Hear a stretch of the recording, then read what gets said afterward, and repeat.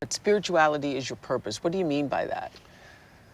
Well, I think I have, curiosities in many ways. And I think a lot of it is learning and loving to learn. And I think since I was a kid, just loving the experience of learning new things, learning how they impact my life, learning how they impact my relationships. My wife would say we're spiritual beings having a human experience. Yes, And yeah, that's one of my favorite phrases. I know, it's great, and it's so true. And it was, I wasn't blessed with a lot of things that, they wrote about, what do they look for? They want someone tall, they want someone fast, they want someone strong, they want someone that can, have all these physical traits. But I didn't have all those physical traits at the time. So I had to work to develop other traits, leadership, perseverance, determination, work ethic. And I think some of those things were a part of me. So what is it then that would motivate you at this point? Is it more wins, more money, more thrills, more titles, more internal satisfaction? Can you pinpoint what exactly motivates you? Yeah. Is it your age and you want to say, told you I could do this at 40, 41, 43, 56? Yeah. That's too old. Hell no, I'm not playing on 56. When I was Circle that. Yeah. When I was at Michigan, the college I went to, we had go blue, baby. There was a equipment, the head of our equipment room, his name was John Falk. He always told me, and he had won a lot of Big Ten championships at the time, I think 18 or 19. And he always say, Brady, you know which ring is my favorite one? And I said, which one, Big Johnny? And he'd say, the next one. The next one. How do you define greatness? There's a lot of different elements that lead you to, different levels of success. And I think for me, I've always tried to be very consistent and dependable. And knowing that the team was going to get a certain level of performance out of me every day, not just in the games, but in practice as well, because they need to count on me and they got to trust me. It's something that's really earned, and I think you got to show up every day with a great attitude, with a great commitment to winning. There's really no days off, and that carries from spring workouts, summer workouts, Wednesday during week 4, or it could be the week of the Super Bowl.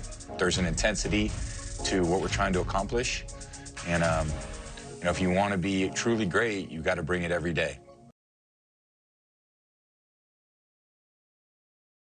How I deal with pressure, before and during a game is a lot of times just relying back on past experience, but it's also the biggest thing will be preparation.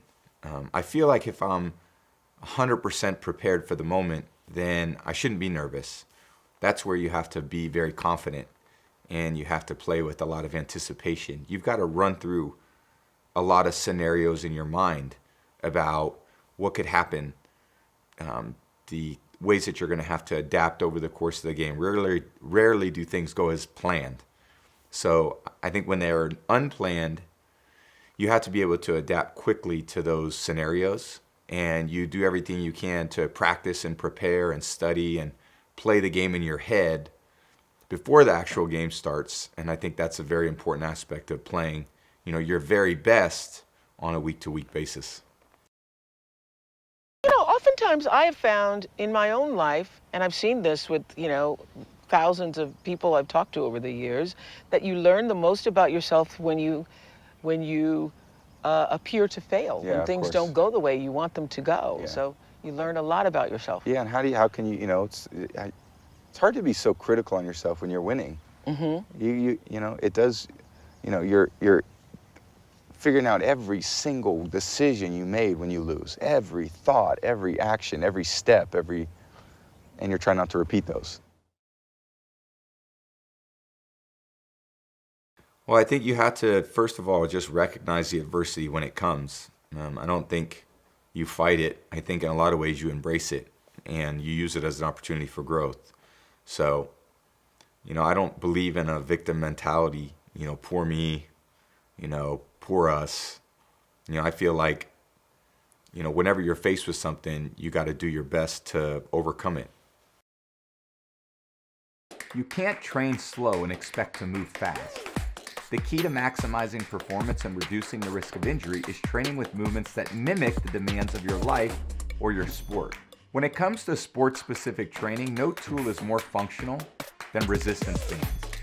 They help you get a wide fluid range of motion that can mimic almost any athletic movement, and they're perfect for building strength and power. When coupled with pliability training, resistance bands are part of a balanced approach to working out that helps you strengthen your body while reducing the load on your muscles and joints. And these were my best friends. These were the guys that knew that I liked to work, that knew that I loved football, that knew that I loved to play, that knew that I wanted to be the quarterback for Michigan.